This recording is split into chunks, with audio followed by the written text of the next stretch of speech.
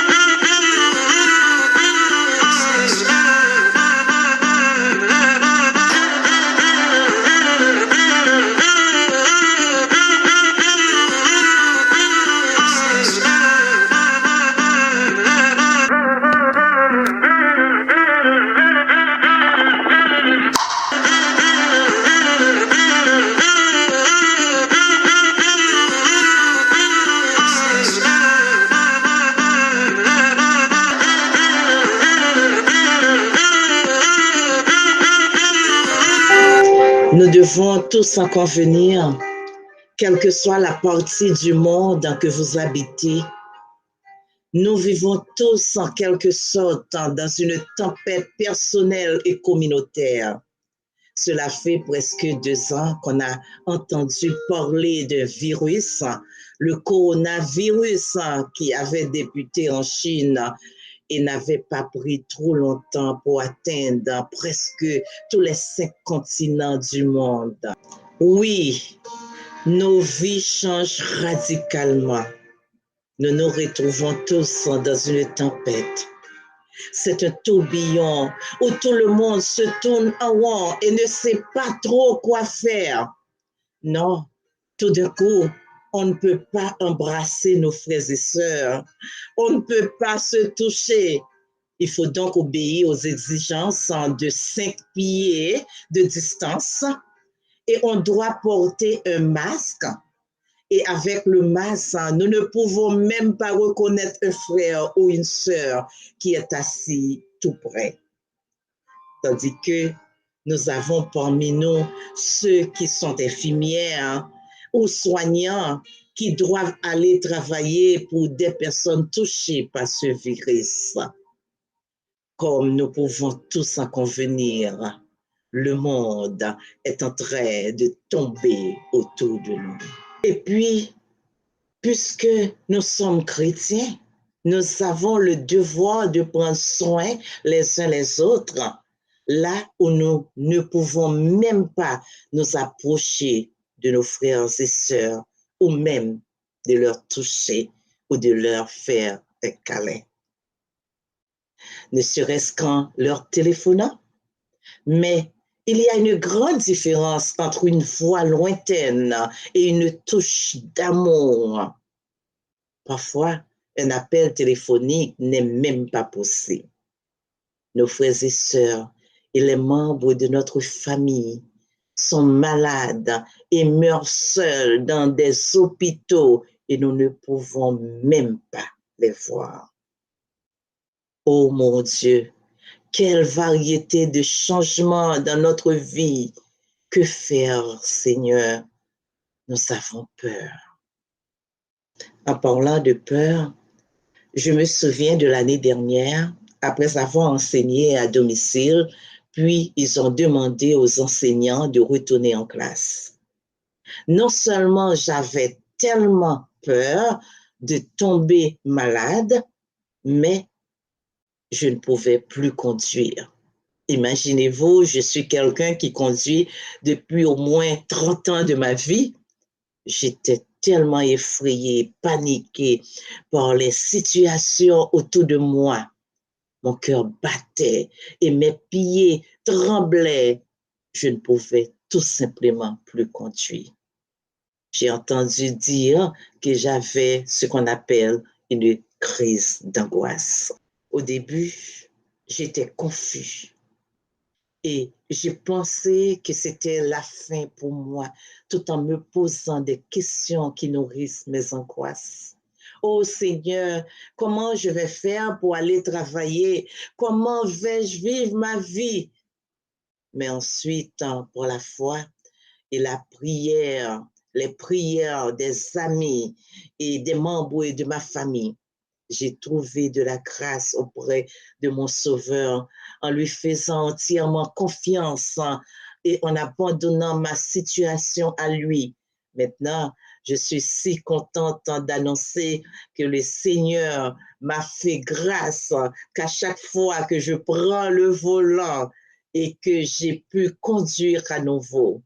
Merci, mon Seigneur. Maintenant, répondons aux questions.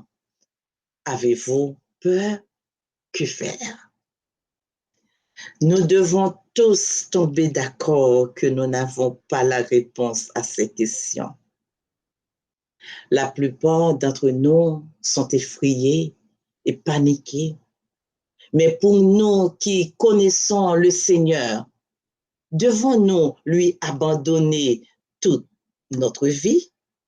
Oui, nous ne savons pas quoi faire. Nous sommes dans une situation où nos peurs sont exhibées.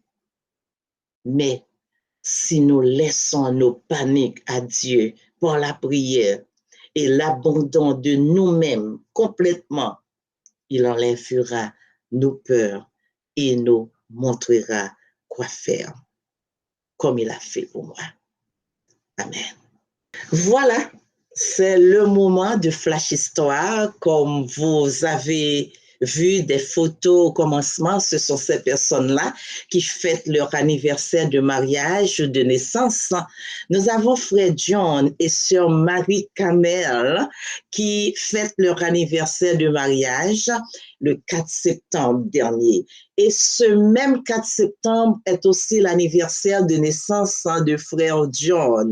C'est marrant ça, hein? En créole, je dis à frère John, on fait 2 cabesses.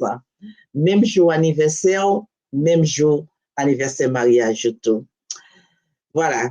Frère John est quelqu'un qui me soutient toujours et qui m'encourage toujours dans ce ministère. J'en profite pour vous dire merci infiniment, frère John. Il y a aussi la fête de Maestro David Ovilma, mon soutien aussi de toujours. Merci. Bonne fête, Maestro. C'était le 9 septembre. Ensuite, j'ai ma sœur Nancy, la 5e fille de ma mère, qui fête son anniversaire de naissance le 11 septembre. Et tout de suite après le 13 septembre, c'était aussi l'anniversaire de Sergent Astrel, qui est le meilleur ami de mon petit frère Robinson et qui est aussi un frère à toute la famille. Bonne fête, Sergent Astrel. Bonne fête, Nancy. Allez, regardez.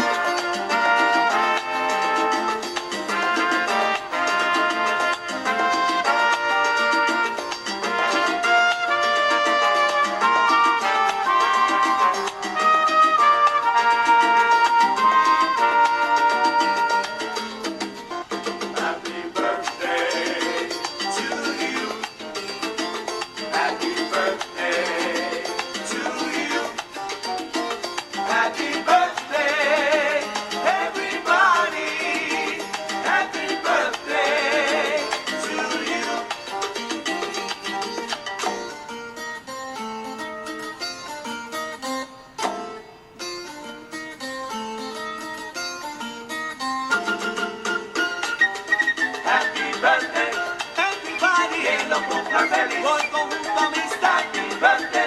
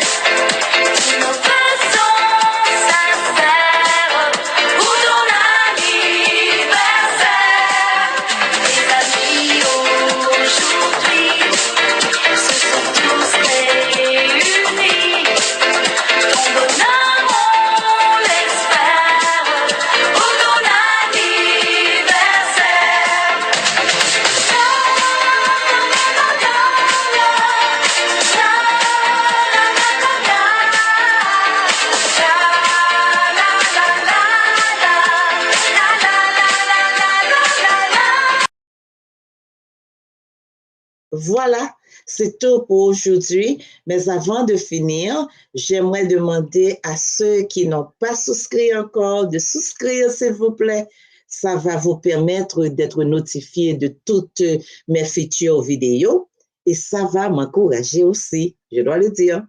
Alors, je vous remercie infiniment tous pour votre soutien et je vous dis à la prochaine pour la vidéo du mois prochain. Je vous aime tous. Au revoir. Soyez bénis.